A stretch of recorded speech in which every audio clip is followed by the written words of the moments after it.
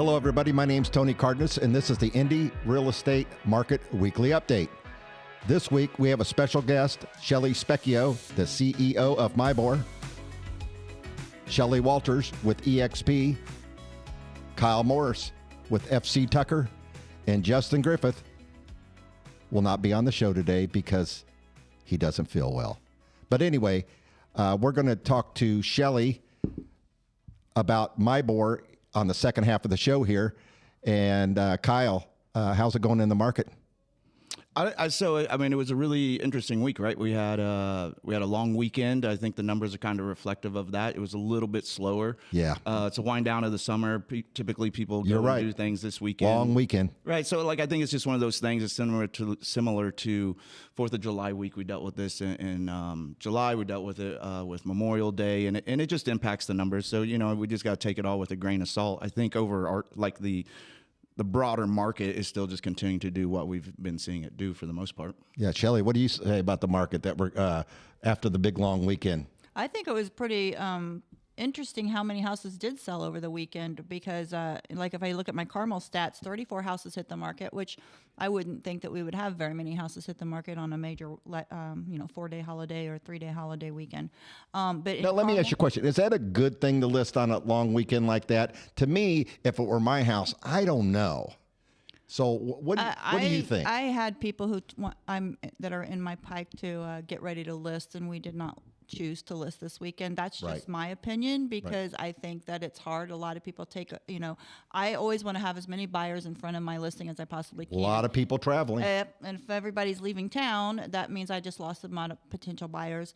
Another thing is that, so in Carmel, what I just did find interesting though is 34 houses hit the market in the past 7 days in Carmel, but 17 pended. So 50% of them sold over this past week. So it works. So as a buyer, it's a good time to buy actually. I mean, less competition, So I actually wrote an offer this weekend too, and I didn't have any competition, and I got it for $50,000 under list in Carmel. So does it hurt the seller potentially? I don't know because we don't have those kind of stats because it didn't happen. You know what I mean? I didn't list my house and see if it hurt me or not hurt me. Right. I don't know. But did the houses sell for less than they could have because there was no competition? I mean, we just don't know all that. Exactly. If I talk about 2 years ago, 3 years ago, if we're looking at houses, we would never have talked about this competition thing. But over a holiday weekend, I think you lose that potential edge of competition. And what do you think about that? What do you say about this weekend? A pool of buyers. That's all. You can still sell it. You're still going to get a good price on it just based off of the year over year, the appreciation that we've had. But to her point, you're just going to get less eyeballs on it. You just are. And so for me, I try to not take that risk. I'll definitely go show buyers over a holiday weekend if I need to. But I generally will try to list around a holiday. I just generally will be like, it's just not worth the rush. The extra week's not really going to buy you anything. It can only potentially hurt you, and so I would say list this week. And it is a huge travel holiday week. It is. I mean, by the way the local news was talking about, and quite honestly, I was on 31 and Keystone and 31 this weekend, and man, did I see yesterday afternoon a lot of plates, a lot of different plates, and these people are just going home from seeing their families, their grandmothers, their parents, the big family outings and stuff like that. So I understand what you guys are saying about having as many eyeballs on the potential property to buy is a huge thing. Well, but here's the other interesting thing to that though. So from a marketing standpoint though, if I have something, if you know what you're doing marketing wise, I can get it under more eyeballs on social media than ever before though, because more people are sitting by a pool, hanging out with family, and they'll get them interested to buy this weekend, right? Like if it's still on the market, but those are good weeks to actually get it in front of people on social media. I just don't know if you're actually going to get walk-through traffic. No, I don't know if you are, but you know what? I post this show on Carmel social media, and I also post this show on Carmel Chatter, and we're going to have an Indy one here soon. So, people do say some things. So you're right. You get a little bit more eyeballs on it. You get a little bit more traffic, and at the end of the day, Well, normally you're not having anybody who's calling us to list their house and say, I must have it on the market in 7 days. Yeah. So we have time to think about it. If I got a call on Monday, I need to have it on the market by Friday. That's almost impossible if you want to have a good listing go up with good pictures, have it decluttered and get it ready. So we were told 2, 3, 4 weeks ago that we're wanting to list our house, and when should we list it? That conversation is had. You just miss that 4 days. I mean, it's only 3 to 4 days where you wouldn't list. Gotcha. So I just think you always have that conversation, and there's never an emergency to get a house on the market, hardly ever. But I mean, that does happen, but hardly ever. Well, let's talk about the traffic, as in our. I'm not going to call it our traffic report, but I am going to call it that today. I got to come up with a new word for that. But anyway, I feel like there should be a helicopter noise in the background. Well, we can do that, but we're not going to do that today. But Shelly, tell me how many homes. Give me the stats on your world, and let's start off with Carmel. Okay, so like I said, last 7 days, 34 houses hit the market, 17 pended. So it was a great weekend in Carmel, 50%. That is higher than a lot of the pendings have happened in the past stats that we've looked at over week. Currently, we still have a total of active of 119 homes in Carmel, anywhere from 180 to 7.9 million. Days on market has ticked up to 24. How many homes total in Carmel? 119. Boy, that's really up from what we were doing the show just 3.5 months ago. Yep. I mean, it's night and day difference. People have an opportunity, the buyers, obviously. And anywhere from the price point of 180 to 7.9, obviously. So if we want to look at, is anything in your price point of 250 to 350, there may only be 3 or 4, but that's a lot more than that one that we used to have. Absolutely. Okay, so we got Carmel. And then I'll just talk about the price drops again real quick. We had 17 price drops on those 119. So again, agents and sellers, just make sure that you're looking at the fact that we do have 24 days on market before you start doing price drops. Exactly. We aren't having a fire sale on houses yet. It's still a very normal market. Also wanted to say in the past 30 days, the sales that happened, I know Justin likes to talk about this, so I kind of looked at it. The average sale price in Carmel was $272, and the average sale price was $273. So we're averaging around list price in the past 30 days. Westfield, 33 days, 33 houses hit the market, only 9 pended in Westfield. There's 160 on the market in Westfield, so they have a big tick up of houses. They got a lot of houses for sale. Yeah. You're right. 29 days on the market, so that correlates to how many houses are on the market. So they're up to 29. This is showing another tick up, 19 price drops. In Westfield, in the past 30 days, the list price was $289 average, and the sale price was $289. So they're basically list price. Zionsville, 11 hit the market, 5 of those pended. There's 41 on the market. Their days on market are now 24 as well, so they've gone up. Yeah, it's climbing. Price drops, there were 8. And their solds in the past 30 days was an average price of $437, and the sale price was $435. So they're getting a little less than list in Zionsville. And tell me what Carmel's average price was, since you just did Zionsville. Average sale price was $272, or list price from the price $273. Okay. You're looking at me weird. Yeah, it sounds weird, doesn't it? It does sound weird. Yeah. Because it sounds low. Yep. Okay. Well, I might have to look at that one again. Well, we can always look at it. Well, it's also a span of 1 week. So one house could, right. two houses could have impacted that greatly. I mean, you got condos. There could be a lot that goes into that. So let's talk about your stats. So for Fishers, you're going to be on here for a little bit because you got to do Justin's stats too. I'm super excited about that. Okay, let's start with yours. Technically, I'll be on it for the same amount of time. That's right. Speaking Fishers, Indiana. How's it going on? So Fishers had 28 go on the market, anywhere from 165,000 to 850,000.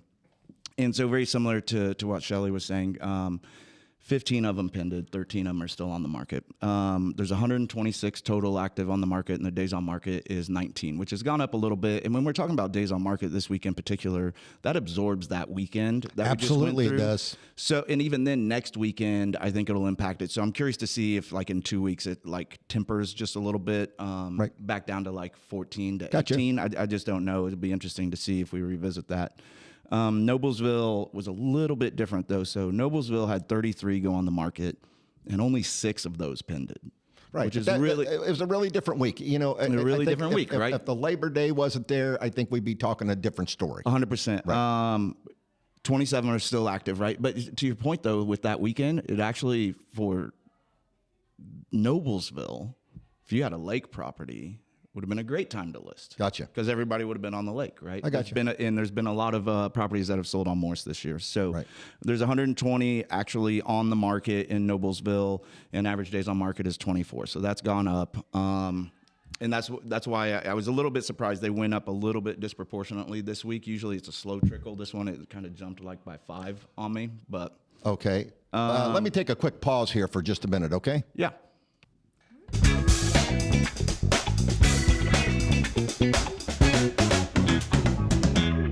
All right, Kyle, you're in here to do Justin's stats today. Justin is with Keller Williams. Metro Northeast. So does that mean Justin Griffith with Keller Williams can only sell homes in the Indy Metro Northeast only? Can he come over to the west side? He can and does can? sell anywhere. It's probably why he's laid up. I just hope the big fella rests up a little bit. He's probably worn out and took a little bit too hard, and his body's paying the price. So he can go anywhere, though. Okay, so let's talk about Justin Griffith's stats for his stats. He's 6'7". Anyway, that's great. 20 points a game. Okay, so for Broad Ripple, there were 4 new listings, 3 of which are pending. Though there's actually 20 on the market in Broad Ripple, the average price range of just over $450,000.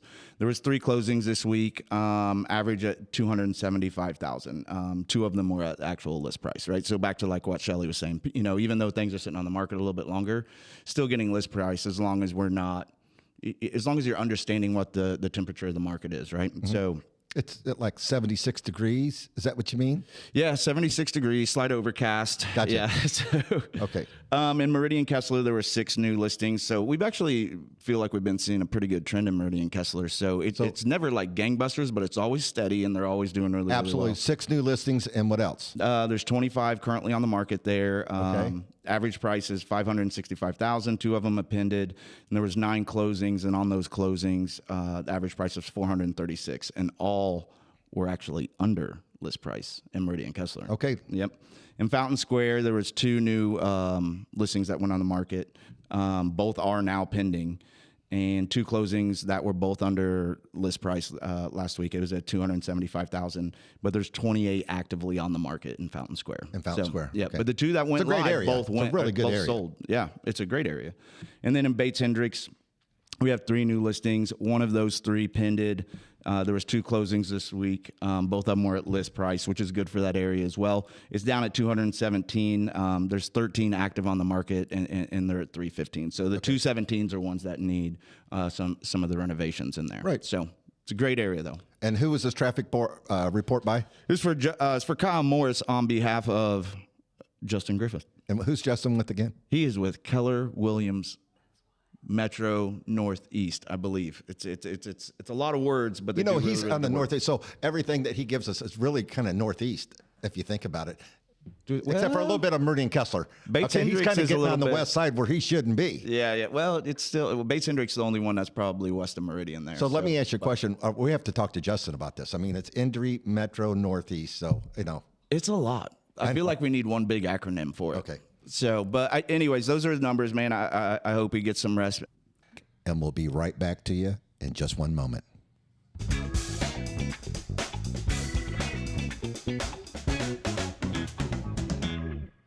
Hey, we're back. Second part of the show. We have Shelly Specchio from MIBOR, the CEO, and we're going to get into some details with her. But Shelly is first going to make a couple corrections on the Carmel stats in Hamilton County. Okay, Shelly, let's go over the stats for Hamilton County.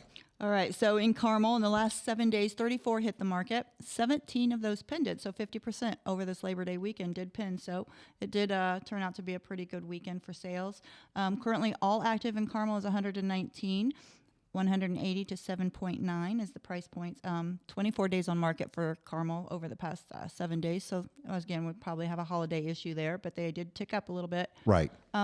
Looking at the list to sale ratio, though, they did have an average sale price in the past 30 days of 573 list price, but the 574 sale price. So we're selling just around list in Carmel the past 30 days. Westfield, 33 days hit the 33 houses hit the market, and 9 of those pended in the past 7 days.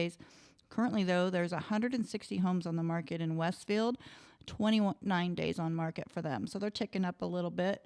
And then their average sale price for the past 30 days was list price for the past 30 days was 481 and sale price was 484. So Westfield's Still a little getting over. still a little bit over. Zionsville 11 hit the market, 5 sold. They have 41 on the market, and their days on market are now at 24 as well for the past 7 days. So we are seeing a tick up on days on market for all of them. Again, probably the Labor Day weekend issue.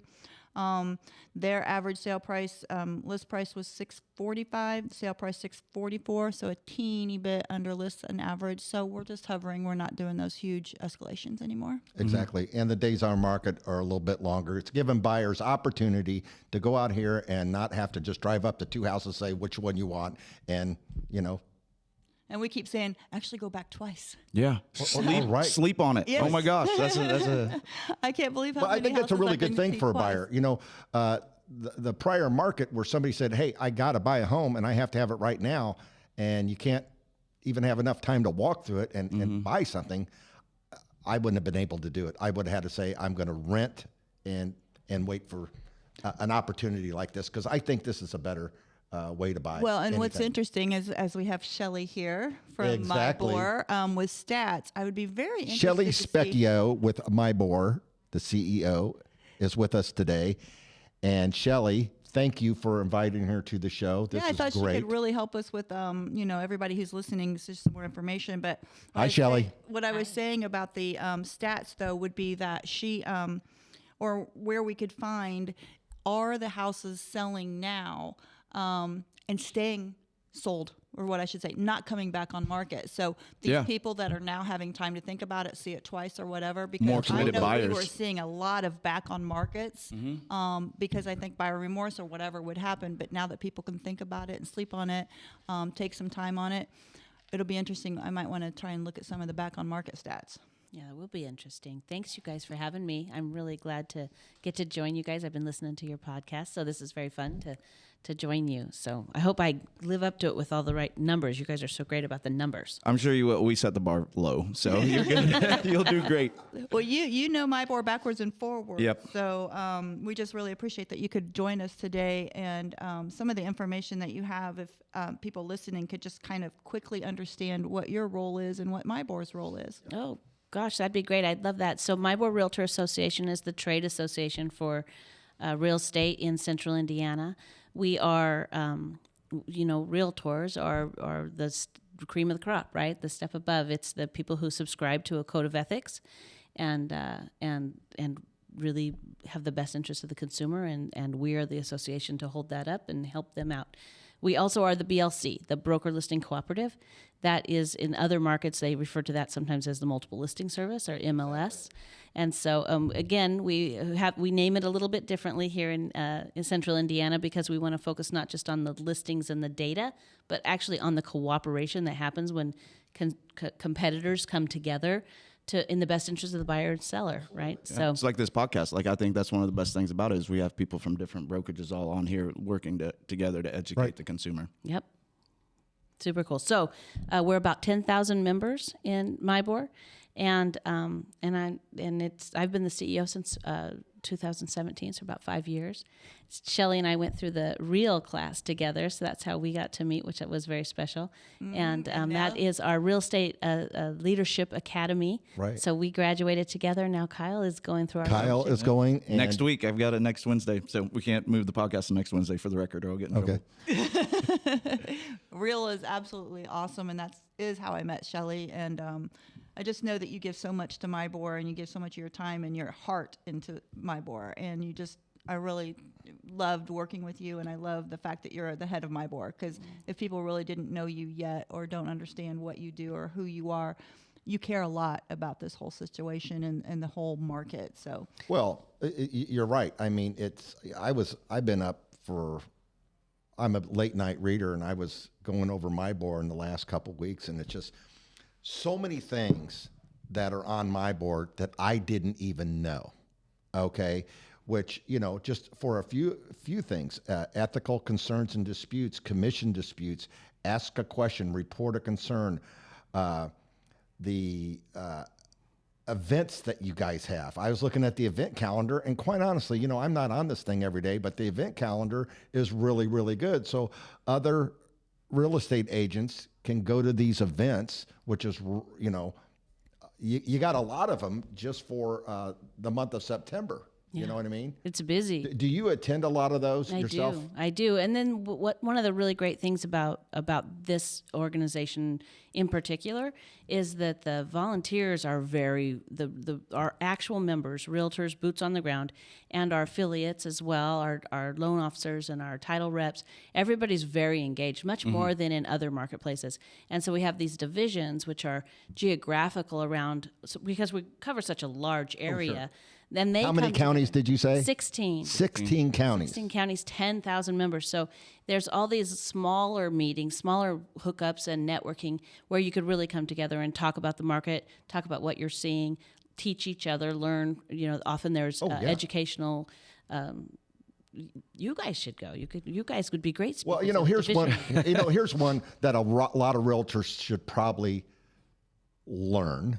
Okay, because a lot of them don't. The market is changing, like prospecting with Remine Pro, and teach them just some, you know, a couple little new ways to go down the road that can get a realtor 1 or 2 sales a month, or 1 or 2 sales that they didn't have. Well, not just that. Remine also just helps you as far as like comping a house, seeing trends. You can actually really dive into trends a little bit better with that than you can just some of the broader stats. I mean, it's a really beneficial tool.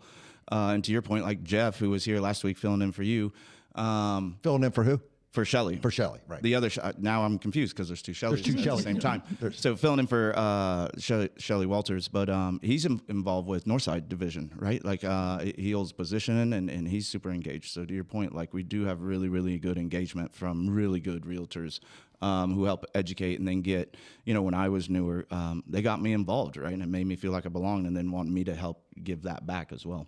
Well, and that has to do with what MIBOR offers is the thing about if you have a brokerage and you can go to your broker, but MIBOR offers so much for education and cooperation. And you'd said like competition, but I feel that it is a cooperation. Yeah. You know, we Co-workers. we all work together in the same market and have to get to the table together. So MIBOR helps immensely with keeping that all on the same level playing field. It's a really interesting industry, right? Real estate. I think people who choose to come into this job, this profession, are sort of naturally entrepreneurial.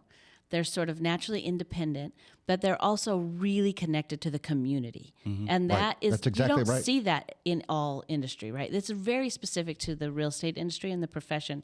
And it's just fun to get to work with these people, and they are really involved. Our mission is to empower our members and strengthen the marketplace. That's what MIBOR does, and it's such a great mission because I really think all 10,000 members are in on that. They want an efficient marketplace where they can represent their buyers and sellers, and they want to strengthen this community and really make this is such a great place to live. And they care deeply about it, and they want to keep making it better and better. So it's pretty cool. I think people freak out when if we call it like coworkers, right? Like even though we're different brokerages, you know. I think there's a misnomer like that. I can't represent my client to my fullest and do my fiduciary duty.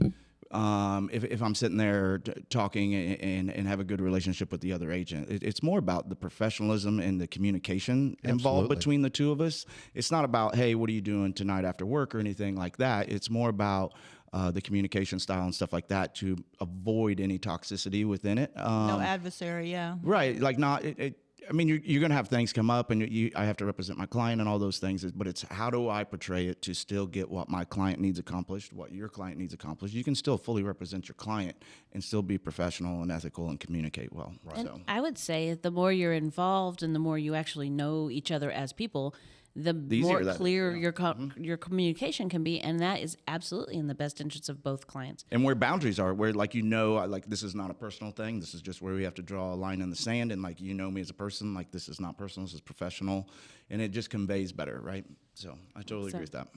And also with MIBOR, I want to talk about what MIBOR does for the community as well, because it's not just an overseer of the real estate community. It's also working with the homeless, donate. I mean, and also towards, lobbying. So Shelly, if you want to kind of talk about all that. I'm proud to talk about the foundation for sure. We have the Realtor Foundation, which is focused entirely on bringing hope to homeless is our tagline.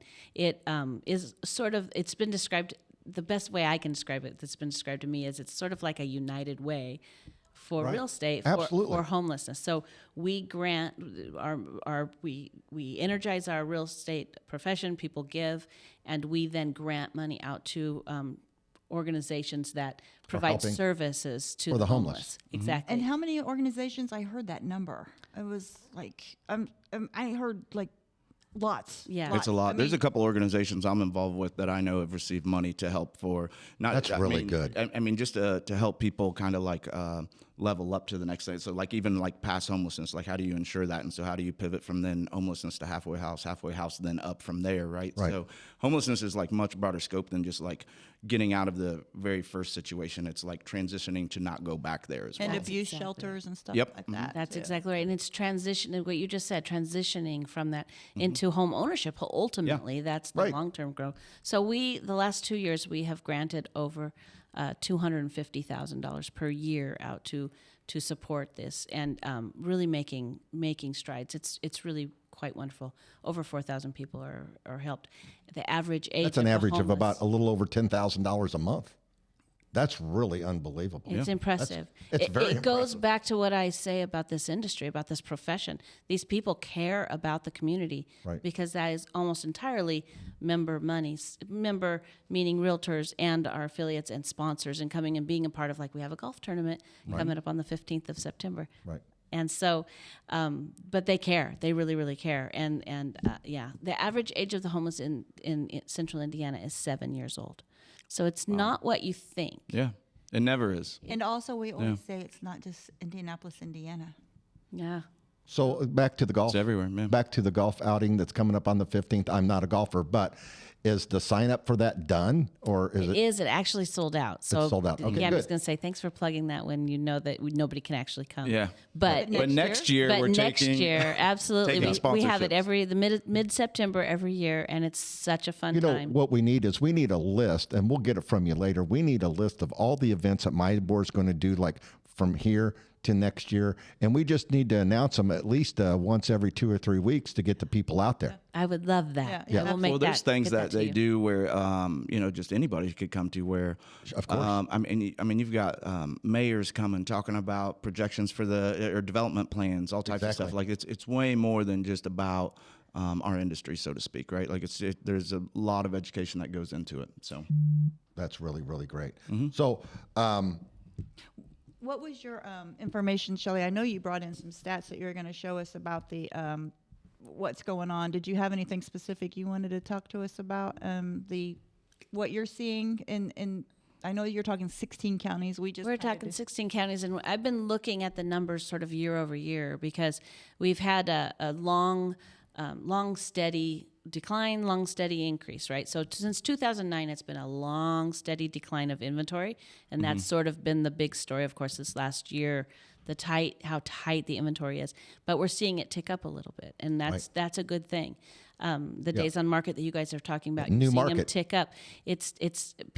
It's not bad to have a few more days on market. Oh, absolutely not. A month's supply of inventory, a balanced market is considered to be between 5 and 6 months of inventory. Right, up to 6 months. We have had less than 1 month for months and months.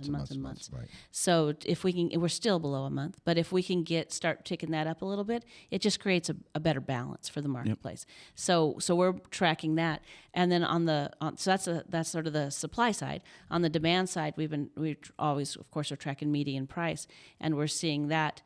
That's been a long, steady uptick for years and years. Since 2012, it's just been a consistently up. And so people are really concerned. A lot of people are asking questions. Oh, we're going to see a big drop.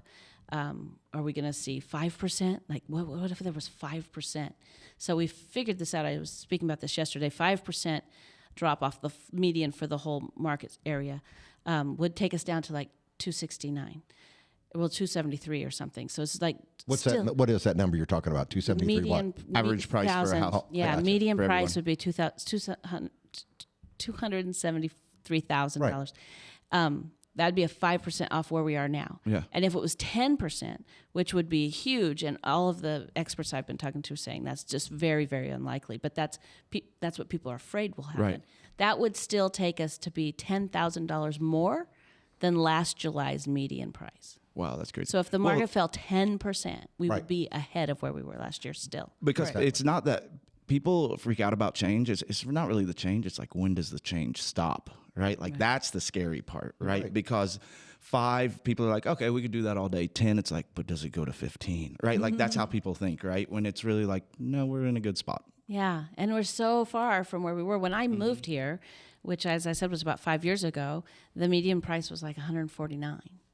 And now it was $300 2 months ago. So now, and that's the 16 donut county, or the 16 That's counties, everywhere. right? Yeah, that's not just Hamilton County. That's just taking our whole That's a service area. 50% increase. That's huge Crazy. in 5 years, right? Yeah. And so there's a lot. So it's grown kind of fast, and so there's a little room to still be a good market. So in the coasts and in some of the big cities that really grew up really fast in this last 2 years, I think that's where the national conversation is. There might be a drop. But I don't think that's going to happen here. We think that we're sort of like out on the edges of the ripples of where it's splashed in the water. Right? Yeah, so we're in the little bubble over here. It's just not going to, we think it's going to be a gentle and more moderate sort of correction. Transition, right. Yeah, but nothing to be alarmed about. Nothing to, Good. We don't think anything's going to fall off. So those Well, it's funny you talk about that, because I was talking to a gentleman that owns about 70 real estate magazines, okay, and manages them out of our office here in Carmel, Indiana. And getting back into a normal market, everybody thinks it's social media, social media, social media. The funny thing is, their magazines are getting real estate agents to start buying pages again. It's weird, but they have an absorbent amount of orders. And I had this conversation yesterday. A book in Michigan, okay, had an increase of 18 pages in 1 month, okay, because they're getting back to a normal market. Some of these homes are sold at list or over list price. You're starting to see some price drops, and now you're starting to see an expand on people buying advertisements. And also, he has a buddy that does a lot of the postcards for a company.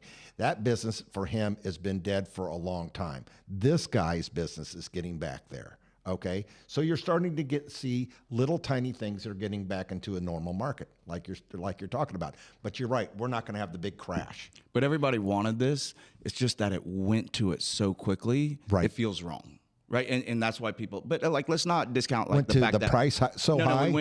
So we switched back to a normal market in the span of like 8 weeks, right? Yeah. And so like that feels like the bottom dropped out when really we just pivoted, right? Like, and we were actually talking about it way in advance that it was starting to happen. Yeah, we did way in advance, right? Because you could start to see it in little areas, right? And so I think that we were really, really good with that. But I don't know. I just think the problem, one of the conversations I have found, we're talking about the price of homes has gone up, but interest rates do impact that to a certain extent. Like, because, people are all of a sudden, the concern is, where we're struggling with inventory is people all of a sudden maybe aren't transitioning from that 200 to the 350 house because of the appreciation in the past 2 years. It's almost a lateral, you know what I mean? And so it's like, well, they'll just save. So I we were talking about this earlier, like we're still going to see another bottleneck with this. I feel like, like, where is it going to happen?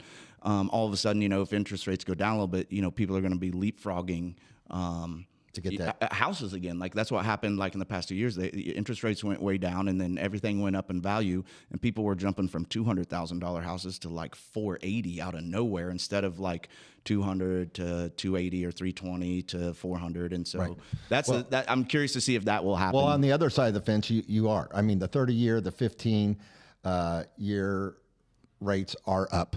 Okay, but you're right. As soon as we get a tick down, they start jumping, thinking, a half a point, which is a lot of money, will be a big difference in their payment. They go out here and buy a home in our metropolitan area, and they see a price drop on a home. They see a price drop on the fixed rate. Okay, they jump and buy it. It's a buyer's opportunity. At the same time, I also believe it's a seller's opportunity too, because, they're still getting a fair price for their house. What are you laughing at? Well, like I just love that you said that, because they're like, you're still getting a fair price and it's still a seller's opportunity. I mean, Shelly was just talking about it. 5% adjustment is still 10% higher than last year. And people, exactly. I think we've all heard like, did I miss the market? And I'm like, and here's the thing. If you want to see any of these stats, what people don't understand is they can go to MIBOR and they can look at these stats, okay, and they can view them and do a little research along with your real estate agent. I'm adamant about always buy a home with an agent, always, okay? But if you want to get a little bit of research, you could go to MIBOR, get some stats, then they could go on here and find the realtor or look for one. Like if you're looking for one in Carmel, you would look up Shelly Walters or yourself, Kyle.morris, and they can get this information. But there's a lot of stats on MIBOR, honestly, that blows my mind. It's an education in itself. I mean, if I was a realtor, I'd be on it all the time. So, Shelly, do you want to tell us how we can help the consumer or realtors? What you want to show, what we could do with the MIBOR platform? Yeah, MIBOR.com is our consumer-facing website, and there is a whole section called Market Insights on there, and you can really dig in. We publish every month, of course, a monthly report, but there's also a tool there. And so the consumer can play around with the tool. Now, I know a lot of your audience are our members and our realtors, and so I'll remind them that there's a more robust and more live data in the BLC, on the BLC side under Market Insights as well. And so there's a lot of tools in there, so they could really dig into a certain section and part of town, et cetera, and you could really get some good data. But the consumer facing really is a place to start that conversation. So if you're a buyer or a seller and you want to understand the market, it gives you that place to do some research, and then, like you said, reach out to your realtor, and then you guys have a really great and educated conversation about it and get you at the right place. You got new numbers coming out soon, right? Friday. There you go. The August numbers will be out on Friday. Yeah. We will post those on our podcast. Great. Yeah. We'll get them out there through Shelly, Kyle, Justin. We'll get them out there for you. Yeah. Okay. Hey, this has been a great show. Kyle, if somebody wanted to get a hold of you, and what company do you work for first? So it's Morris Property Group with FC Tucker. You can call or text 317-649-5122. Shelly, how would somebody get a hold of you? You can reach me on my cell phone anytime, 317-201-2601, Shelly Walters Realty Group with EXP. Okay, and thank you very much. Yes, thank Shelly you. Specchio, the CEO of MIBOR. And we will talk to you guys next week. Thank you very much for listening.